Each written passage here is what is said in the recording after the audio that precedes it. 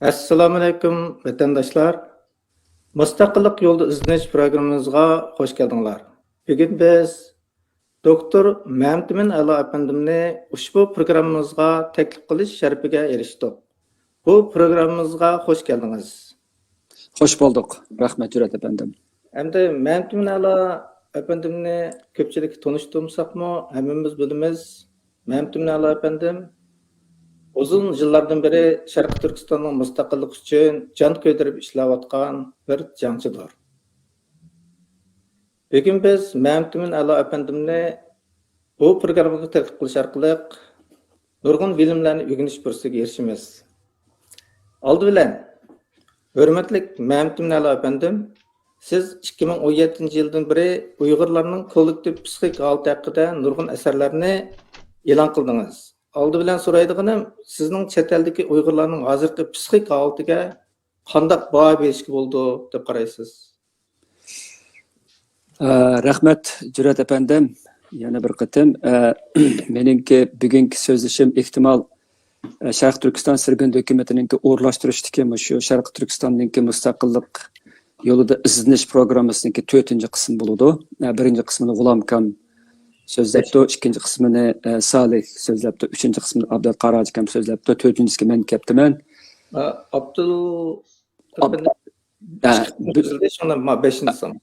Beşincisi, ikincisi Hümaydi iken ben. Onda boğa vakta demekçi oğunum, hem de bana bir yaxşı boğa yeri menden ilgili sözlegen şu üç kardeşimizdeki müstakillik yolumuzdaki izlenişleri hakkındaki nurgulgan qaraşları nayet yaxşı qaraşlarını oturup yaptı. Şunu ben bir yerden tekrarlamayım. Bu benim için nayet yaxşı buludum. Ben şunu ben özemdeki şu birinci sualınızda ki kütken yer boyunca şu özemden oyluğallarım qıllı merkezleşimen. Eğer bazı noktalarını hakikaten ta'kidlab qo'yishga yoki qaytadan so'zlashga zarur bo'lsa, uni men shu yerda deb qo'yib turib, qataman so'zlayman yoki takrorlayman. Xo'sh, birinchi savolingizga kelsak, bu 2017dan tortib men Uyg'urlarning psixik holati to'g'risida nurg'ulg'an kitoblarni va ba'zi maqolalarni yozib kelyapman. Bu vaqtcha telpetqa vaqtida 2017 dal Uyg'ur irqiy qirg'inchiligining boshlangan vaqti ham 6 yılning yazı bu vaqtda qo'limdan kelgan imkonlar bo'yicha tirishib keldim. Meningki hozir 6 yillardan keyin, 6 yilning mobaynida va 6 yildan keyin chet eldagi Uyg'urlarningki umumiy psixik holatini kuzatganlarim tövendikcha. Bu kuzatishimning natijasi ilgari elib birilgan 2 qatimliq ro'y sinash, psixik jihatga ro'y sinashdan ayon bo'lgan. Ham bu o'zimningki shaxsan kuzatishimdan ayon bo'ldi. Demek benim bir sözmekçi oğlum fakat şu 6 yıl jarayonida bir sözümni kuzatganlarim, ikincisi 2 qatimliq ro'y sinashda ko'rganlarim, üçüncüsü shu degan vaqtda boshqalardan anglaganlarim va ularningki yozganlari qatorliqlarni asos qiladi.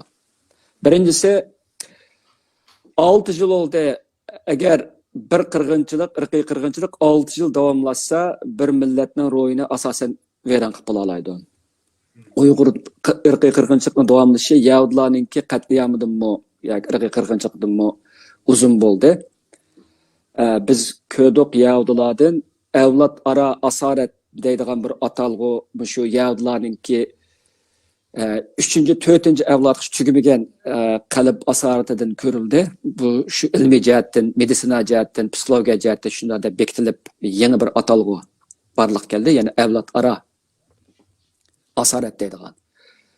Yani bu 60-70 yıllık tügemeyevatkan bir asaret bu Yahudilardaki. Hem de bizde şunda buludu. Ama bizdeki Yahudi irqiy qirg'inchilikka o'xshamaydiganroq bir taraf bizde hazır bu qatliamni normallashtirish yoki umumiylik normallashtirishning qadami bir qadar tizulab ketdi. Masalan biz dastlabki bilimiz bu qatliam yuz bergan vaqtida ahuzar qildik, namoyishlarni qildik. Özümüz bildiğin siyasiler bilen uçraştık, anadaki guvohlik berishga qatnashdik, ailem nerede, ata-onam nerede degan faoliyatlarga qatnashdik. Anadaki hem de hozircha degan vaqtida hem de bu ailem nerede degan hatta bu vaqtda kitob yozgan ba'zi qahramonlarningki ailesi chet elga chiqib, ular bilan jam bo'lgan holat shakllanyapti hozir. Demak bu butunlay bir ishlarimiz iliqi chig'iriqdan chiqayotgan, jip chig'iriqdan chiqayotgandek ular butunlay bir qalayimqanchilikqa tushyapmiz. Uning ustiga bo'lapmi yaqinda vatanga berib keldiganlarning sonining ishiga ergashib, bizning bu irqiy qirg'inchilikni normallashtirishimizdan keyin naqadar tez, naqadar sharmandalarchi bo'lganligining bir isbot bo'ldi bu. Hamda bularni yig'ib kelgan vaqtimizda chet eldagi Uyg'urlar hozir o'zininki qirg'inchilikqa uchirganligini e'tirof qiladigan, ham uni qabul qiladigan va uni hamda ko'nglining ko'zidan, ko'nglining engidan deymizgo, enidan o'tkazib, xuddi bu ishlar bo'lmagandek uningga parvo qilmaydigan bir jasoratni yetildirib oladi hozir. Az bir qismlar bu vaqtda azoblandi, ammo ko'p sondagilar bu vaqtda asosan bu o'tkaldan o'tib bo'ldi. Bu azob dengizdan uzib o'tib bo'ldi bular. Hamda bular agar fursat kelib qolsak, yana 2-chi turkumda, 3-chi turkumda, 4-chi, 5-chi turkumlarda vatanga berib, bizningki chet elda necha 10 yilni qilgan bu Xitoyga bo'lgan qarshiligimiz, Xitoyga bo'lgan shikoyatimiz va bizningki chet eldagi mustaqillik harakatlarimizning ko'pinchisiga qilingan bir xiyonatkarona bir harakat bo'ldi bu. Bu birinchisi. İkinchisi shu degan vaqtda chet eldagi Uyg'urlarningki siyosiy jihatda ichki qutblashishi texdimmo tizlashdi va aniqlashdi. Endi hozir biz cho'ng jihatda elib o'tgan vaqtida Sharq Turkiston mustaqilligini qo'llaydigan o'ngchillar bilan Sharq Turkiston mustaqilligini qo'llamaydigan, uningga asirdan qarshi turadigan, uni zanglik qiladigan va bu vaqtdagi odamlarga zarba beradiganlarning bir to'pi bo'lgan solchillar iborat ikki qutb bilandik. Bu solchillarning orasida yana bu bizningki muqaddas davoyimizga satqinlik qiladigan, nurg'unlagan odamlar bor. Bu ikkinchi cho'ng bir yuzlanish bo'lyapti. Endi uchinchi yuzlanish bu har qanday bir qutblashib ko'riladigan bir holat bu. Buni logikalik bir oqibati deyishga bo'ladi. Buni ikki qutbda o'ngchillar bilan solchillar o'rtasida yoki uzil kesil mustaqilchilar bilan Xitoylar bilan yarashish, Xitoylar bilan birga bo'lash, Xitoylar bilan birga yashash orqali o'zininki qondirib bo'lmas kasalman Xitoy oshiqligini qondiradiganlar o'rtasida joylashgan yana bir turkum odamlar bor. Men bularni o'ttirdi qolganlar ya arsaldilar deb atayman-da bularni. Bular atrafga eg'ishnimi tanlamaydi hozir, matraf eg'ishni tanlamaydi, fursat kutyotdi. Bu nimaga o'xshaydi degan vaqtda xuddi G'ulom Kamninki birinchi qitimliq so'zida deb o'tib ketganiga o'xshaydi bu. Ya'ni bu ishga deb so'da nuqtasidan qaraydi-da. Foyda chiqsa mustaqillikqa ma'naman, adam ko'proq desa, ko'proq odam qo'llasa, bundan gapi yuqoriroq chiqsa, adrak ma'naman, bo'lmasa joyimda jim turib olaman deydigan bir holat. Bu o'ttirdi turvag'ichilar, bizning nurg'ulg'an mutafakkirlarimiz degan, bular ma'bus aşırı solchilliklar bizning ishimiz ziyonkashlik qilayotganligimi razil bo'ladi bular. Nima uchun degan vaqtda bular haq masalasida taraf tutmay, qasdan tarafsizlik nuqtasini tutish orqali o'zidan qo'rqinchoqligini, nomussizligini yo'shirmoqchi bo'ladi bu. Endi bu yerda yana bir narsani qistirib o'tib ketadi. Bu o'ttir turayotganning ichida eng echinchiqani nurg'un ziyolilar bor. Sado chiqarmayotgan, o'zininki bu ishga qatnashmayotganligini turli ushshaq-tushshaq ishlar bilan oqlayotgan bir turkum ziyolilar. Bu Uyg'ur kulturini qutqizish, she'r yozish, boshqa ishlarni qilish, bularni qilish kerak. Men qilmaslik kerak demayapman. Aslimlarni yozish kerak, qilish kerak. Men bularni qilish. Ammo agar bizningki mavjudligimiz chet elda putirab turolmasa, chet elda biz yo'qolsak, yozgan nimalarimiz xuddi qumga yozgandek shamolda to'ziydigan gap. Anan ekan bu ziyolilikka ko'pinchisi bir xil haq-naq tuyg'usiniki mujmalligi. Ham ularningki haq-naq masalasi kelgan vaqtda o'ttirg'i chiqmay, sukut turilishningki ko'pinchisi ko'p xil ahvollari, kasalmanlik ahvollari bizningki chet eldagi Uyg'urlarni g'oyat zo'r ümidsizlandi deb qarayman. Chunki biz Pak Abduxoliq Uyg'urdan tortib Uyg'ur ziyolilik tarixiga qaraydigan bo'lsak, ziyolilarni millat yetaklaydigan qo'shin deb qaraydik. Ammo hozirgi ahvolga qarasak, hatto 80-yillardagi shu bir turkum ulug' bizning chiqqan ulug' ziyolilarningki izbosarlik deb qoldigan bizlarningki aşağına yo'lda ma'natqanligimizning o'zimi intayin nomussizlik bo'ladi bu. Undan keyin ziyolilar orasidagi jiddiy masalalarga jiddiy qaramaslik, jiddiy bo'lmagan narsaga esilish qatorliq nurg'un masalalar bizning xalqimiz jiddiy kerakli bo'layotgan nurg'un bilimlarni savatlarni ve yetekleşlerini erişishdan ibaret bu fursatni xalqimizdan mahrum qoldi deb qarash qildi. Hamda oxirgi 4-yüzyılda chet eldagi Uyg'urlardagi xo'sh, bu ishlarni Uyg'ur irqiy qirg'inchilikni normallashtirdik, qutuplaştirdik, o'zimiz bildigan qutupning doirasida tutdik, o'zimizning gruppasiga qarta aniq bir tanishlik bo'ldi. Shuning bilan biz boshqalarga nisbatan kimlik siyosiysi deyildi bu. Identity politics deyildi inglizce'de. Shunda bo'lib biz endi hammamizning bir qashqimiz bo'ldi hozir. Mustaqilchilik gruppasiga mangadigan, avtonomiyachi yoki mustaqillik qo'llamaydiganlar boshqa bir nimada o'tirtirdiganlar o'zi xos bo'lgan guruhlar bo'ldigan bo'lib, guruhlar o'tirisidagi munosabatda asosan bir nimelik yo'q, bog'lanish yo'q. Bu xil ahvolda ko'rilib bakmagan bir xil chechilang'ulikqa kirdik. Bu xil chechilang'ulik bizga shundoq bir psixik holat keldi-ki, ko'pinchimiz hozirgi nurg'unlagan siyosiy faoliyatlarninki kelgusiga qarata cho'ng umidli bo'lmaydigan, bu siyosiylardan cho'ng narsani kutmaydigan, siyosiy tashkilotlarga ishonmaydigan, siyosiy rahbarlarni cho'ng bilmaydigan va ularninki yetaklayotgan yo'liga mangmaydigan mana shundoq bir xil bir xil salbiy bo'lgan bir ta'sirlar yamrashga boshladi. Shuning bilan oxirgi 5-yüzyılnish buningki yana shu logikalik taraqqiyoti bo'ladi bu. Chet elda ko'pincha shu alakminlar bo'lgan yerimiz mush ekan, hamda biz singanligimiz deb o'zimiz yashayotgan jamiyatga ma bolalarimizni shu jamiyatga qator qo'shishga va shu jamiyatda o'ziningki bininni tepishga tayyorqim qiysoq bo'lgudek deydigan yerga kelyotadi nurg'unlar hozir. Bu intan echinishli bir ahvol. Demak, yig'ib kelsam bu 5 xil hozirgi holatninki umumiy ahvoliga Türkçe gapi aslida inglizdan kelgan bu qush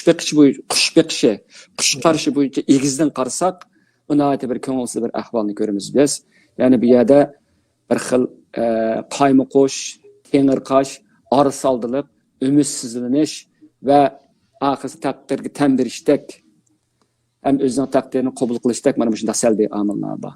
So'zim tugadi birinchi savolga. Rahmat. Siz deganingizdek hozir 5 xil holat ekanmiz. Birisi xiyonat qilganlar, ikkinchisi ikki qutbga ayrilish, uchinchisi arsal bo'lish, arsal o'tirdi turish. Undan keyin to'rtinchisi umidsiz holatda chechilish.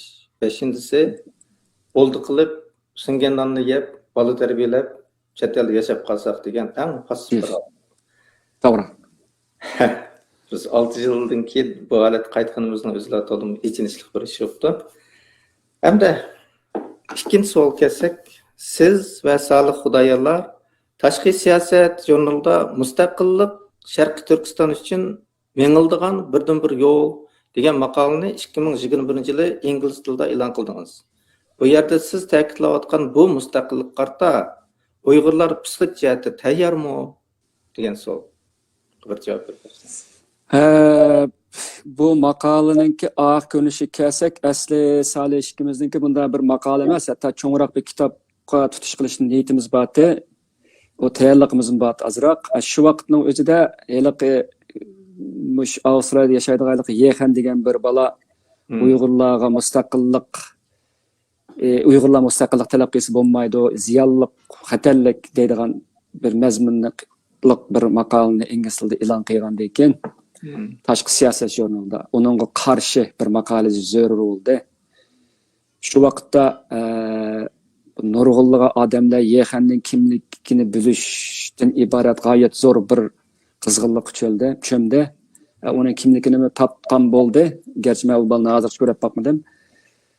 U chaqda men xiyolimda bu mustaqillik degan bu ishqa agar o'zimizning ichidagi bismillah qarash tursa, Uyg'urlar bu qadar qo'murilib chiqib uning inkas bildirdiganda deb ketdim. Amaliyotda bir saxt ko'rinishli ekan bu. Hozir o'ylasam. Chunki saxta deyishimning sababi u chaqdagi qizg'inlik hozir qolsa hechadi yo'q. Agar ashu Yexan ashkatni demagan bo'lsa, u biz buni yozmaydigan bo'lamdiq deymanda, o'zimdan gumonlanaman-da, ham boshqalardan gumonlanaman. Bir xil saxtlik ekan bu bizning mustaqillik deganlarimiz. Bu bir. İkincisi, o maqalaning o'ziga kelsak, o maqala bir nishonni bekitadigan maqala. Ammo vositani deb beradigan maqala emas. Bu so'zimning ma'nosi bizdagi u kelgusida Uyg'urlarning siyosiy yo'nalishning nima bo'lganligi, nishonning nima bo'lganligi haqida texi 2021-yili ingliz tilida qo'rqmay o'zimizning ovozini shu dunyodagi dangliq matbuotlarning birisi bo'lgan tashqi siyosatda e'lon qilyapmiz. Bizning munqar zo'g'inimizga 49dan boshlab 70 necha yil oldi.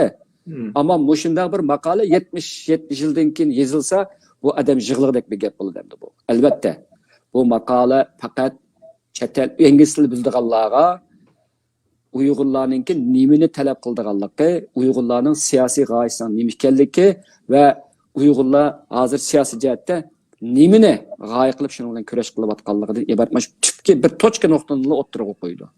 Ammo endi bu faqat nishonni belgilash. Bu intayin muhim. Nishonni belgilamasak, o vaqtning o'zida qanchalik tirishsaqmi xato yo'lda mangamiz. Nishon nega bordiganlik aniq bo'lmasa, o mang'inimiz nolga teng bo'ladi. Nishon shu bo'lgandan keyin bu emgakning cho'ng bir ish shu deyman. Ammo bu dahi boshlanish. Agar bizning mustaqilligimizni 100%lik bir jarayon desak, faqat 10%da ochqishliq, halqiliq birinchi qatam bosadigan qismini biz tamomladik deyishga bo'ladi. Ammo 90%i qanday qilish kerak? Bu mustaqillikni amalga oshirish uchun qanday qilishimiz kerak degan yerga boradi. Men bu yerda bir hikoyani qistirib o'tib ketayman. Anadan keyin men savolni o'zi qaytib kelaman. Bu biz vatanda Yiltiz deydigan bir televiziya programmasida ko'rgandik. Bu Amerikadagi Alex Haley'ninki o'zining aslimsiga asosan yozgan Amerikadagi qulluq tüzümünü tasvirlaydigan bir kitapga asoslangan televiziya filmi Amerikaningki. Bunun da şu ayni vaqtdagi 1700-yillardagi qul savdosi boshlangan vaqtida Afrikaningki Gambiyadan Amerikaga qulluqqa tutib ekilgan Conte Kenta deydigan bir musulmon bir qartellik bor. Muşning tarixi. Amaliyotda bu Alex Haley'ninki ata boğullarının tarihi iken bu. Ama bunu özcelikle hikayelaştırıp, tokulumlaştırıp yazgan iken. Bu eserde biz kördüğünümüz hem de Conte Kenta'nınki ta ki hayatının ahırkıca özününki Afrika'dan kelgenlikinden ibaret bu kimlikini unutmay, özünün ismini mi İngilizce'ye özgertmey, bir kimlik boyunca yaşap, baş egmey ötken bir kahramanlık bir tarihi var bu eserninki. Yani yıldızını unutmaydı o dediğin gapta. Hem de ma sualga kelsem, hem de çeteldeki bu Uygurlarınki mustaqillikten başka bir tallışı bağ dep qarasak, o boludu. Bunu oylaşıp bakalı. Gerçi bugünkü bu söhbetimizin vaqt münasibetten çık gap kılanmasak mı? Eğer biz Conte Kenta'da özümüzden nereden kelgenlikimizni unutmayımız deydikenimiz bunun için yıltızımızga qaytishimiz gerek. Yıltızımızga qaytgan vaqtimizda biz bir mustamlik qilingan bir davlatdan kelgan bo'lamiz. Biz mustamlik qilingan davlatdan kelgandan keyin bu davlatninki qandaq va nemishqa va qanchalik mustamlik qilganligini bilishimiz gerek.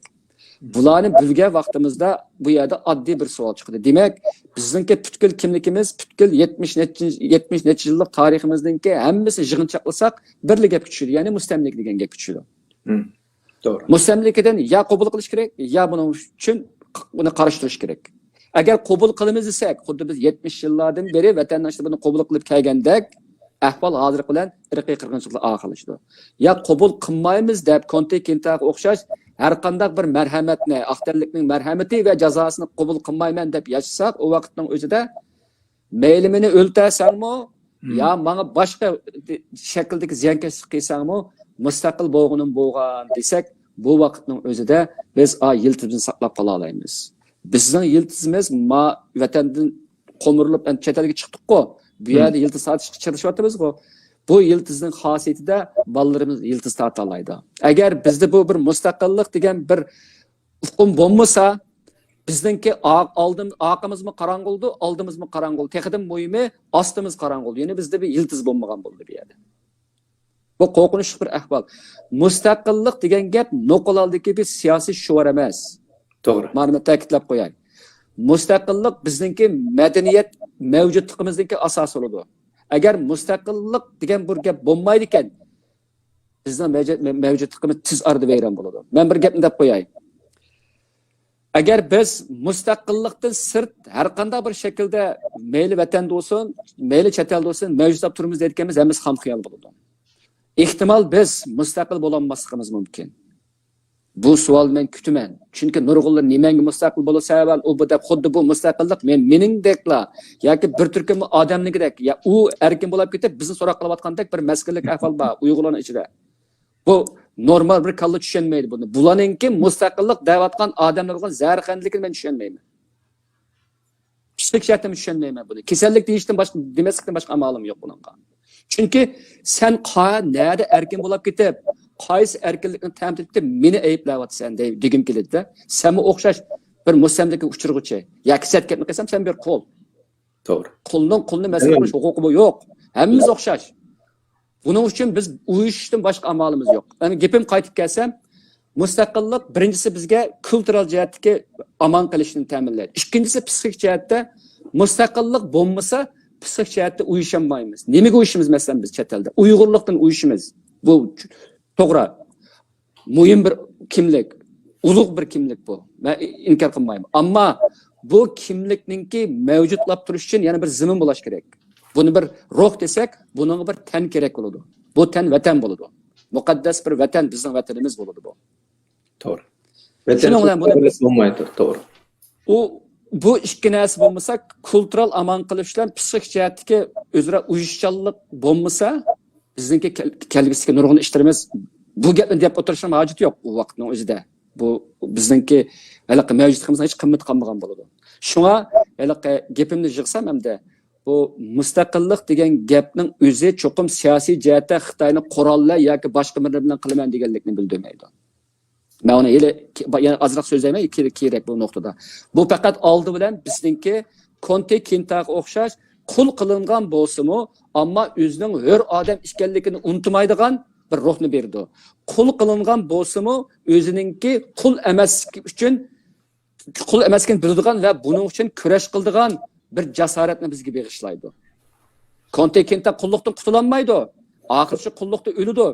Ammo u beshini tik tutib o'ladi. Ro'yini tushmay turib o'ladi. Vijdonini dafsanda qilmay turib o'ladi. Bu insonning qimmati bu.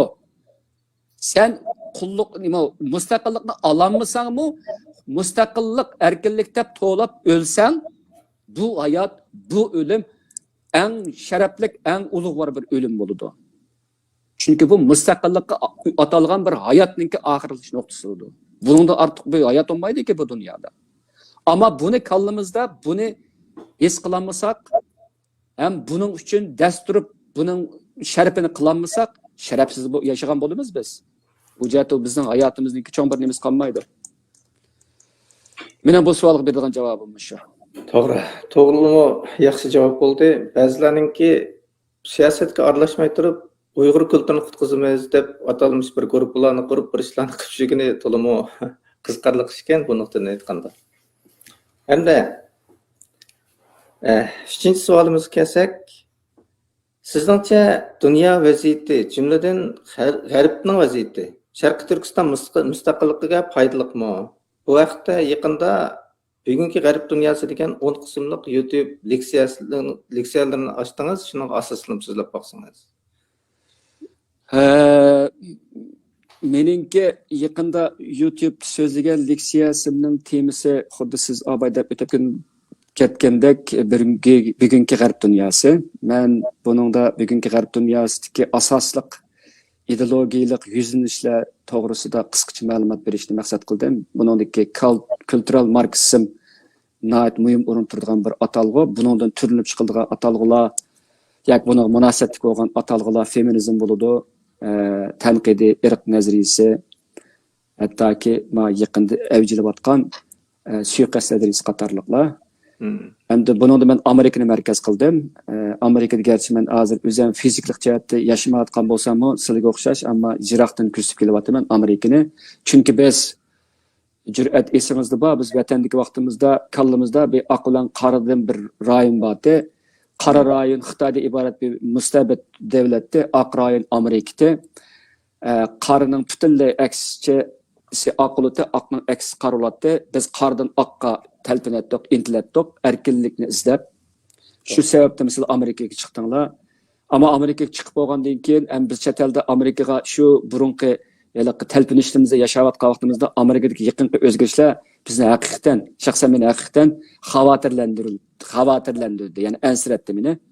Shuning bilan bu temani so'zlab keldim. Hamda G'arbni kelsak, G'arb xuddi Uyg'urlarning ahvoliga o'xshab ketadi bir yeri, ya'ni G'arb qutblashyotadi. Bu degani G'arbda hozir mustabid kuchlar bilan erkin kuchlar o'tirisidagi bölünüş, kutuplaşış bağlantısı aniqlashyotir. Amerika bilan Yevropa bir tarafda qaldı. Bu Xitoy, Rossiya qatorliqlar hamda hozirgi XISH davlatlar yoki BRICS davlatlari, bu 5 davlatninki qisqartirilmasi inglizchadagi, ya'ni buning ichida Braziliya va Rossiya va Xitoy va Janubiy Afrika va Hindiston va 5 davlat bor. Bularninki cho'ng bir maqsadi Amerika'nınki hükümranlıqdaki bir kutupluq dünya tertibini buzub, köp kutupluq dünya yoki ikki kutupluq dünya tertibini barliq ekilish.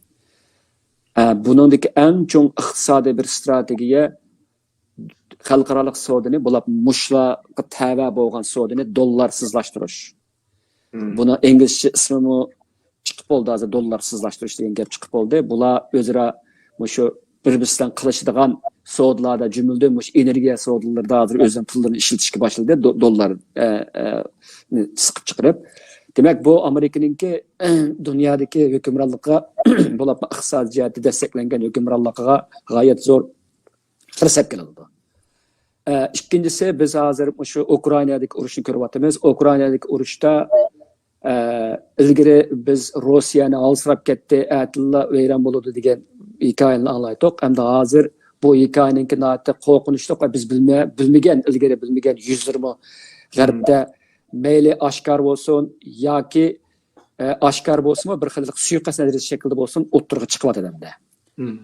Mayli bu suiqasd natijasidan qanchalik o'tirib tursin, demak dunyoninki ikki qutb bo'lib, Amerika yetakchiligidagi G'arb bilan Xitoy va Rossiya yetakchiligidagi Sharq yoki G'arbga qarshi kuchlar o'ttirishdagi bu to'qinish bag'ansiri avjilyotadi. Bu jihatda ilib aytgan vaqtda men bu yerda bizningki mustaqilligimizga bir fursat yaratilishi mumkin deb o'ylayman. Chunki dunyo agar bundaq bir to'qinishga kirmasa, bu yerda ikki xil kuch o'tirish to'qinish bo'lmay qolsa, bizning masalamiz unutilib ketadi. Hozirmi unutilyotadi. Bu nimaga o'xshaydi degan vaqtda yangi sovuq munosabatlar urushiga o'xshaydi hozir. Buningda ilgirki sovuq munosabatlar urushi ideologiyalik bo'lgan bo'lsa, ya'ni kommunizm bilan kapitalizm o'tirishga to'qinish bo'lgan bo'lsa, hozirgisi endi ideologiyadan ko'ra bu harbiy jihatdagi, texnik jihatdagi, iqtisod jihatdagi dunyoni zo'migarlik qilish birni ko'zlagan bir xil qutblish holatini ko'rsatdi. Mayli qaysi xil shaklda bo'lsin, men bu yerda dunyoninki manda tinch to'g'indan qutublashib krizga patqani Uyg'urlar uchun ma'lum bir fursat yaratadi deb qarayman. Lekin uchinchisi, Xitoyning hozir ahvol intayin og'ir. Uni ko'ryapmiz. Men bu yoqqa to'xtalmay, Xitoyning o'yinlik savdosi asosan vayron bo'lish girdobiga kelyapti. Xitoydagi chet ellik shirkatlari turkumlab Xitoydan chiqyapti qatorliqlar. Xitoyningki Shimoliy Koreyaga o'xshab qilish ehtimolligiga bag'ansir oshadi. Shuning bilan bir vaqtda Xitoyning dunyoga keltirgan tahdidi teqdim oshadi. Chunki Xitoy o'zining ichidagi masalalarni hal qilolmagan vaqtda tashqi jihatdan bir dushman izlaydi yoki tashqi jihatdan bir ig'vogarchilik yaratadi. Bu Mao Zedong davrida shunday bo'lgan va boshqa davrda shunday bo'lgan. Bu ham bu Xi Jinping iborat bu qonxo'rning davrida shunday bo'ladi. Bu gaplarni deyishimning sababi Xitoy bilan Tayvanning o'ttirsidagi urush ehtimolligi burunqidan eshishi mumkin. Chunki Xi Jinping bo'lgan iqtisod ojizlasa, Xi Jinping bo'lgan ichki jihatdagi qarshilik kuchi oshadi. Buningda bu kuchni boshqa yoq burash orqali o'zi keladigan besimni yengillatmoqchi bo'ladi bu. Shuning bilan Tayvan bilan bo'lgan to'qinish bo'lib qilish ehtimolligi nihoyat yoki Yaponiya bilan yoki boshqalar bilan bu ham biz uchun bir fursat yaratish mumkin. Hamda Mayli qandaqlı bo'lsin, bu yerdagi eng muhim bir masala biz har vaqt o'zimizni chet elda yuz berish ehtimolligi bo'lgan mushkil to'qinishlarga va bu to'qinishlarning oqibatlariga atishimiz kerak. Hem buningdagi eng asosiy narsa hech zaman o'zimizningki mustaqilligimizga bo'lgan irodamizni bo'shashtirib qo'yishga va sepimizni shalonglashtirib qo'yishga bo'lmaydi. Dünya biz o'ylamagan darajada taraqqiy qilyapti, ham o'ylamagan darajada o'zgaryapti. Masalan, Amerikaga kelsak, bu Amerikaning hozirgi ahvoli intayin ichinishlik. Bu ham bizning mustaqilligimizga ma'lum darajada ta'sir ko'rsatishi mumkin. Bunda deyishimning sababi hozir ba'zi tadqiqotchilar, tahlilchilarningki qarashlariga asoslagan vaqtda Amerikaning eng chong dushmani ishidan keladi, ya ishidan kelyapti deyilyapti. Yani bu kültürel marksizm kısımları deymiz, yoki chekdan oshgan solchillarningki kuchlari deymiz. Anadaki Amerika'nın ichki iqtisodningki kasatlashishi, Amerika'ningki chegiralarining ichib o'tilishi, asosan bo'sh qilishi, Amerika'ningki harbiy qismlaridagi ichki jihat buzilgan to'qinishlar, Amerikaning istixborot sohasidagi zo'ravonliklar qatorliqlar xalqning bag'anti jiq diqqatiga kelib, xalqningki hukumat bo'lgan ishonchning nisbati bak tuvallab ketadi Amerikada hozir. Anadaki texniki muhimi kelar yili Amerikada saylam bo'ldi. Bu saylam Amerika tarixidagi emas, balki dunyo tarixidagi eng muhim va burilish xarakterli bir saylam bo'lishi mumkin. Bunda deyishimning sababi Amerika mushtalamda ya aman qoladi, ya vayron bo'ladi. Ham bu bizga g'oyat zo'r ta'sir ko'rsatdi bu.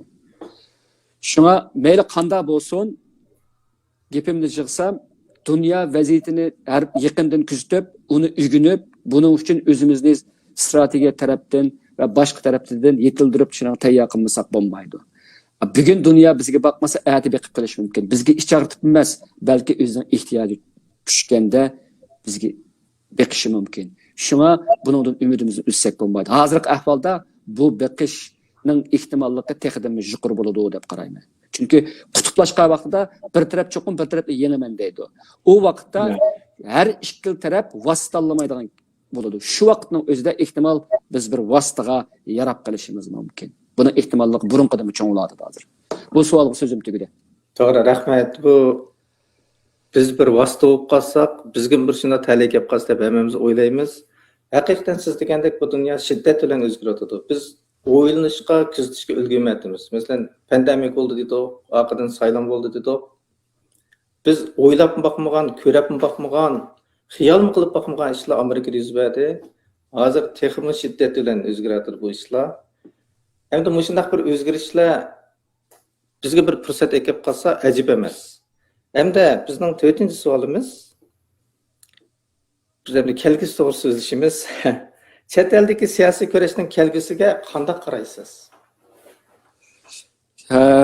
Siyosiy kelgusimiz bekla xatarlik avvalda men o'zimni aldashni xohlamayman. Ham boshqalarni aldashni xohlamayman. Bu abayda deb o'tib ketganimdek xalqimizningki ko'p qismida yoki chet eldagi muhojiratdagi Uyg'urlarning ko'p qismida siyosatdan seskinish bir hodisa kelib chiqdi. Chunki bizning siyosiy yo'llarimiz degan shu va'dalarda yoki bizga berilgan shu va'dalarni o'rinlayapmidi. Bu qadar zo'r qirg'inchilik bo'lgan vaqtimizda u yetakchilik yaxshi bo'lmadi. Biz chet elda u chet aqtallik bilan, bu seriqchashlik bilan, uning bilan buning rasmga tushirishni siyosatda xalqimizning ko'ziga ko'rsatdik. To'g'ri, uni qilish kerak emas demayman. Ama en muhimi sepni, özümüzün sepini çındaş, özümüzün sepini umumizlik birlikte keltiriş gerekti. Bunu kılanmadık hiç kasımız.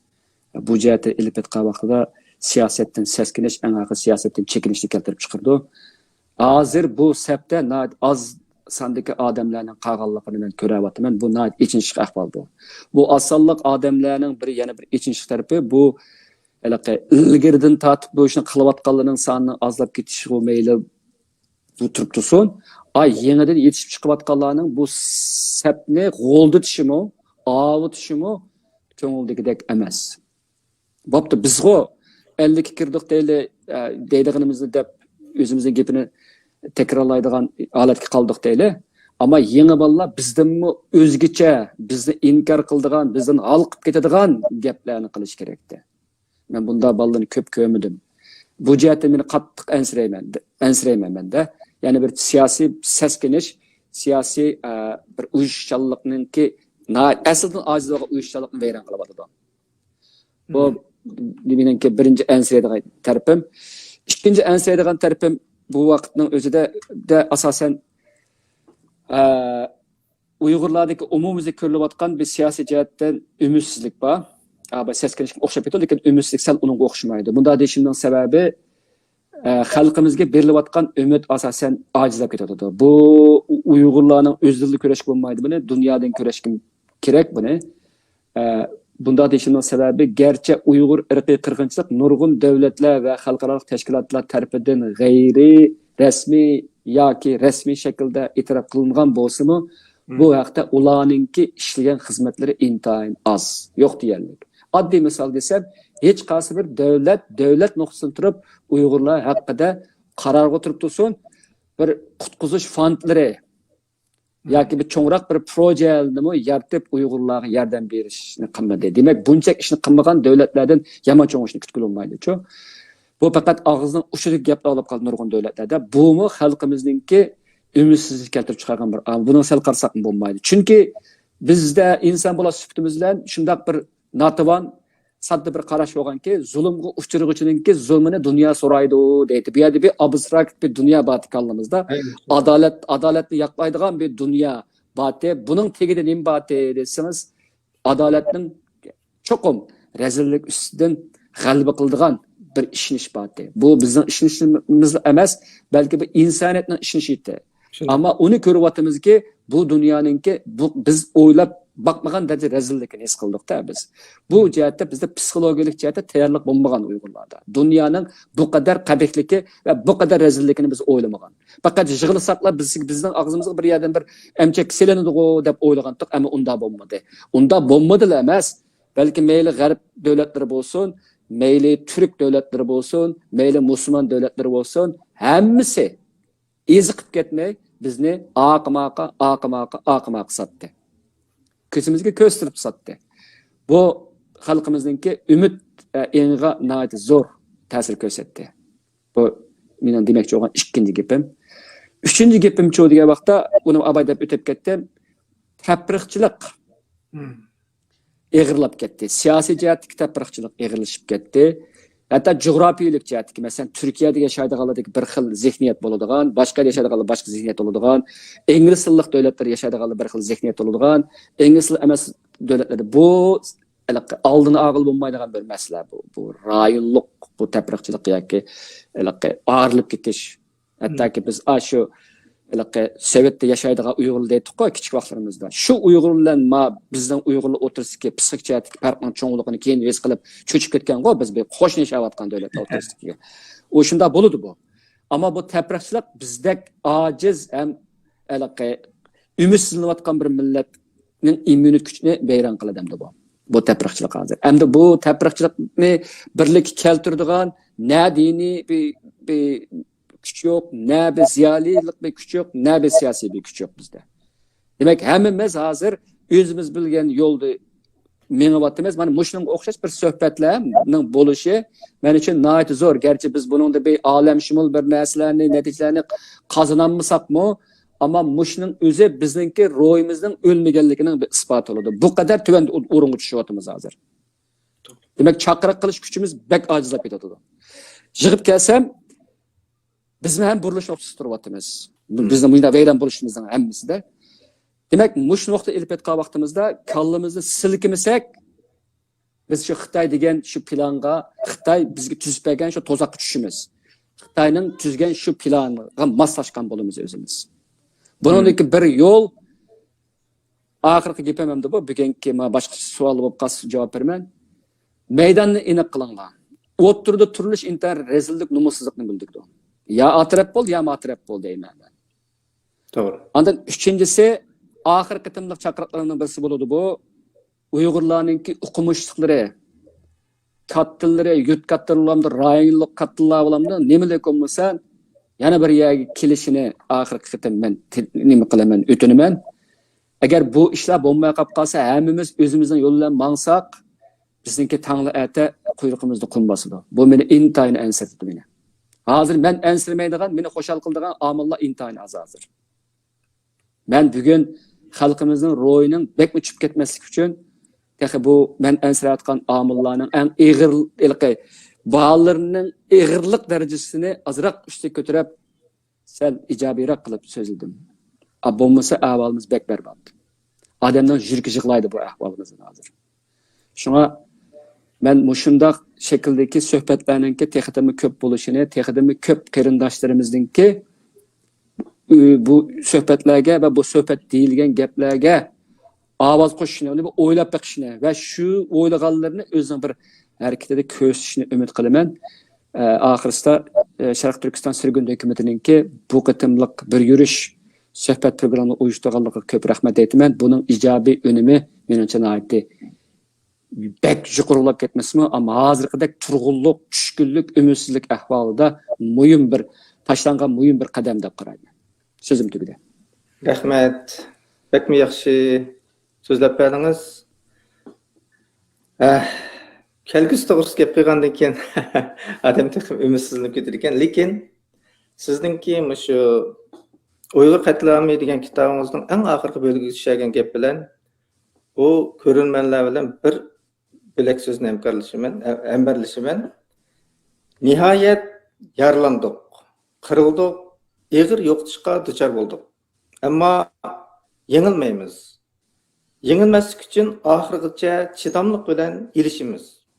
Hayotlik uchun, kelgusimiz uchun va kelgusini yo'qotgan ashu qarindoshlarimiz uchun yashaymiz. Siz mushtat tushirib ekansiz, sizga ko'p rahmat. Oydin biri so'zlab berganlaringizning hammasi shunday esil gap bo'ldi. Biz ko'p bayroqdan ayrilgan kuni, vatan aqidasidan ayrilgan kuni bizning tukkan kunimiz. To'g'ri. Şuna bu yoldan mangınımız, bizning aqidimiz, bizning dinimiz, bizning hamma narsamiz. Bizga boshqa tanlash yo'q. Rahmat. Kelar qatimliq programmamiz o'z vaqtida bo'ldi, to'rda e'lon bo'ldi. Hammanglarning mash vaqti xayrli bo'lsin. Xo'sh. Rahmat.